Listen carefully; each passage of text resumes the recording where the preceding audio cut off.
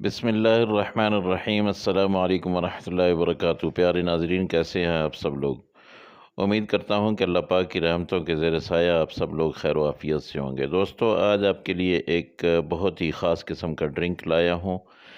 जिन दोस्तों का वेट ज़्यादा हो गया है, वह अपने वेट को लूज़ करना चाहते हैं, और जिन दोस्तों के साथ मसला हुआ है, कोई बुखार हुआ है या किसी भी वजह से वो थोड़ा-सा चलते हैं उनकी साँस फूल जाती है, तो ये उन दोस्तों के लिए बहुत ही अच्छी एक टॉनिक है और बहुत ही मज़े का ये जूस है। इसके लिए मैंने 4 एप्पल लिए हैं। ये बहुत फ्रेश किस्म के सेब हैं, दरमियाने साइज़ के हैं, और इनको मैं छीलूँगा और इनके साथ मैं जो है वो ले लूँगा 2 लेमन। ये इनको भी मैं इसके अंदर डालूँगा। कोई ज़्यादा लंबा चौड़ा जो है वो नहीं करना है।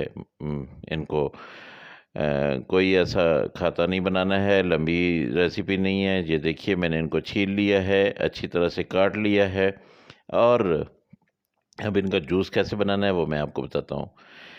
ये देखिए, ये लेमन मैंने ले लिए। इन लेमन इनको भी मैं काट लेता हूँ। ये दोनों काट लिए। अब जो है मैं लूँगा अपनी ब्लेंडर, उसमें जो है मैं डालूँगा ये जो पीसेस हैं एप्पल के, ये सारे के सारे इसमें जाएँगे। बिस्मिल्लाहिर्रहमानिर्रहीम, ये डाल दिए, और इसमें मैं जो लेमन काटा हुआ है वो डाल दूँगा। उसका दोनों लेमन का जूस जो है वो उसमें डाल दूँगा, और उसके साथ मैंने इसको और क्या करना है वो मैं आगे चल के आपको बताता हूँ। तो दोस्तों, जो नए दोस्त मेरे चैनल पे हैं वो सब्सक्राइब करें, और जो पुराने हैं वो वीडियो को लाइक और अपने दोस्त फैमिली के साथ शेयर करें।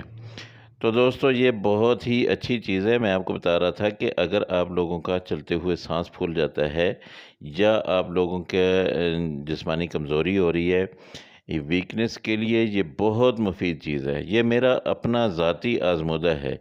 इससे वेट भी लूज़ होता है, और इससे ये जो साँस फूलने वाला मसला होता है ये भी हल होता है। 1 गिलास इसमें मैं पानी डालूँगा, और इसमें ये कुछ थोड़ी-सी मैं आइस डाल देता हूँ, ताकि गर्मी है ना, तो गर्मियों में ठंडी चीज़ मज़ा करती है।